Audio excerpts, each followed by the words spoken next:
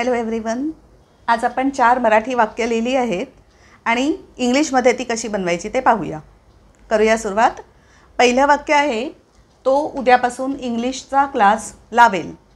तो उद्यापासून इंग्लिशचा क्लास लावेल. आता इथे आपण बनवताना पहिल्यांदा विचार काय करायचा की वाक्य कुठच्या प्रकारचं आहे. तर सरळ वाक्य विधानार्थी आहे. विधानार्थी वाक्य असलं की कर्ता पहिला आणि मग क्रियापद, ही रचना लक्षात ठेवायची. इथे कर्ता आहे तो, म्हणजे आपण लिहिणार ही, तोसाठी कर्ता ही. कर्ता तर झाला. आता क्रियापद कसं ठरवायचं, तर उद्यापासून तो लावेल म्हणजेच काळ कुठचा तो लक्षात घ्यायचा. उद्यापासून म्हटल्यावर सरळपणे तो भविष्यकाळ आहे आणि म्हणून आपण भविष्यकाळी क्रियापद घ्यायचं. भविष्यकाळ जेव्हा लिहायचा असेल तेव्हा विल हा शब्द निश्चितच लावायचा. He will. आता क्लास लावेल यासाठी आपण क्रियापद काय घेऊया मुख्य क्रियापद म्हणून, तर आपण जॉईन घेऊया. ही विल जॉईन. विल जॉईन पूर्ण क्रियापद झालं. यात विल हे असतं हेल्पिंग वर्ब, ऑक्झिलियरी म्हणजेच सहाय्यकारी क्रियापद, आणि जॉईन हे असतं मुख्य क्रियापद. ही विल जॉईन काय जॉईन करणार आहे, इंग्लिशचा class. English class.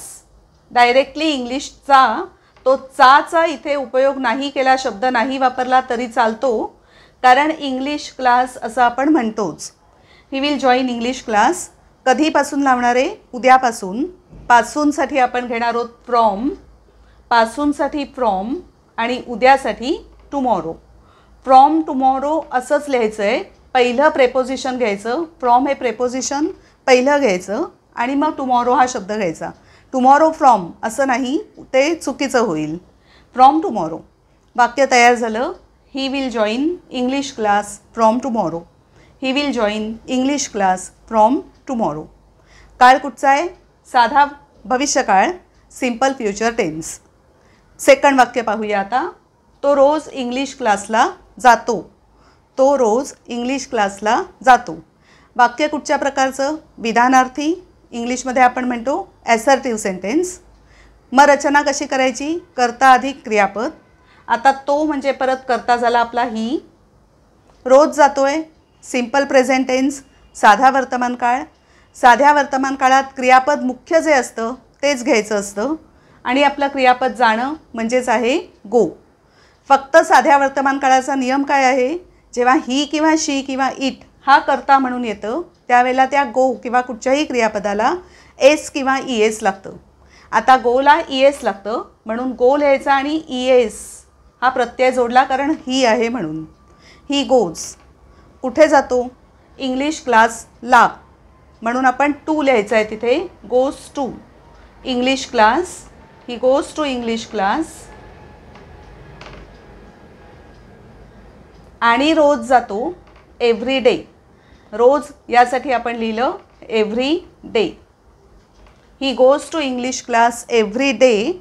Every day न लिहिता आपण जर डेली लिहिलं तरीही अर्थ सेम राहतोय. शब्द फक्त आपण एव्हरी डे किंवा डेली कुठचाही चालतो. He goes to English class every day. He goes to English class daily. तो रोज इंग्लिश क्लासला जातो. साध्या वर्तमान काळातलं वाक्य आपलं तयार झालं. तिसरं वाक्य बघूया कसं बनवायचं आहे. ती काल इंग्लिशच्या क्लासला हजर किंवा उपस्थित राहिली. ती काल इंग्लिशच्या क्लासला हजर किंवा उपस्थित राहिली. परत आपण वाक्य कुठच्या प्रकारचं आपण बघितलं, विधानार्थी, ॲसर्टिव्ह सेंटेन्स आहे. कर्ता अधिक क्रियापद रचना असायला हवी. ती म्हणजे आपला कर्ता झाला शी. ती म्हणजे झाला शी हा कर्ता. मी नंबर लिहिते म्हणजे तुम्हाला आणखीन स्पष्ट होईल कुठून वाक्य सुरू होत आहेत. हे आपलं तिसरं वाक्य इथून सुरू होतं आहे. कर्ता घेतला शी म्हणजेच ती घेतला. आता काल उपस्थित राहिली. काल म्हणजे मुळात तो भूतकाळ आहे सरळपणे, आणि उपस्थित राहिली एवढंच बोललो आहे म्हणजेच तो साधा भूतकाळ आहे. साध्या भूतकाळात क्रियापद आपण कशा पद्धतीने घेतो की जे क्रियापद असेल त्याचं दुसरं रूप घेतो. V2 दुसरं रूप क्रियापदाचं, वर्ब नंबर 2. आता इथे उपस्थित राहिली यासाठी क्रियापद म्हणून आपण घेऊ अटेंड. अटेंड म्हणजे उपस्थित राहणं. हां, आता अटेंडचं आपण भूतकाळी रूप घेणार आहोत. दुसऱ्या नंबरचं अटेंड, अटेंडेड, ईडी लागतो त्याला भूतकाळी रूपाला. कर्ता झाला, क्रियापद मिळालं शी अटेंडेड. आता अटेंडेड का घेतलं, कारण भूतकाळी वाक्य आहे म्हणून आपण ईडीवालं दुसरं रूप घेतलं, साधा भूतकाळ आहे म्हणून. She attended. आता तिने काय अटेंड केलं, इंग्लिशचा class. English class. She attended English class. इंग्लिशच्या क्लासला हजर राहिली म्हणजे शी अटेंडेड इंग्लिश क्लास. आणि कधी हजर राहिली, काल. काल येस्टरडे. येस्टरडे म्हणजे काल. शी अटेंडेड इंग्लिश क्लास येस्टरडे. साध्या भूतकाळातलं सिम्पल पास्टमधलं आपलं वाक्य तयार झालं. आता नंबर 4चं वाक्य पाहूया. तू इंग्लिशचा क्लास लावणार आहेस का. तू इंग्लिशचा क्लास लावणार आहेस का. प्रश्न विचारला आहे, प्रश्नार्थक वाक्य करायचं आहे. आणि लावणार आहेस का. आहेस का म्हणजे आपण उत्तर काय मिळेल, हो मिळेल किंवा नाही मिळेल. ओके. आणि वर्तमानकाळी वाक्य आहे हे लक्षात येतं आहे आहेस का यावरून. पण भविष्यात लावणार आहेस का म्हणजे आपल्याला सूचित करायचं आहे भविष्यकाळ. 2 प्रकारे प्रश्न बनवता येईल. पहिला प्रकार आपण भविष्यकाळी बनवू शकतो. जरी आहेस का असेल तरी भविष्यात आहेस का असं विचारतोय म्हणून भविष्यकाळाने आपण सुरुवात करू शकतो. हो किंवा नाही, येस ऑर नो टाईपच्या प्रश्नाला विल भविष्यकाळी ने सुरुवात करायची म्हणून आपण सुरुवात केली विलने. विल. ओके. विल याने सुरुवात केली. त्यानंतर आपण करता घ्यायचा. इथे करता आहे तू. तू म्हणजेच इंग्लिशमधला झाला यू. Will you. लावणार आहेस का क्रियापद आपण घेऊया join. Will you join. Will you join. काय लावणार आहेस का, इंग्लिशचा class. Will you join English class. Will you join English class. एवढंच आपलं एक प्रश्न तयार झाला. अर्थ सेम जो मराठीत आहे. तू इंग्लिशचा क्लास लावणार आहेस का. Will you join English class.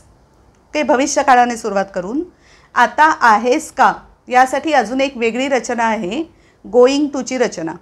ती वापरून सुद्धा आपण हाच प्रश्न बनवू शकतो. गोईंग टू ही वेगळी रचना आहे, 12 काळातली नाही आहे. ओके. 12 काळातली नाही आहे, वेगळी आहे ती. मी सांगते पण ह्याला ती लागू होणार आहे म्हणून. तर लावणार आहेस का. यू हा आपला करता आहे. यूला आपण नेहमी कसं म्हणतो, आरने सुरुवात करतो. You R.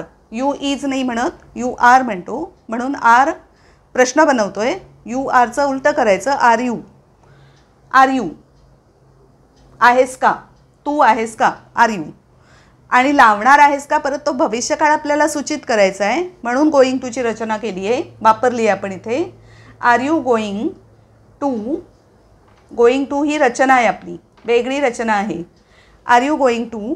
मुख्य क्रियापद काय आहे आपलं, अटेंड करणं. सॉरी, इथे जॉईन. लावणार आहेस का म्हणून join. Are you going to join. काय जॉईन करणार आहेस का, English class. English class. Are you going to join English class.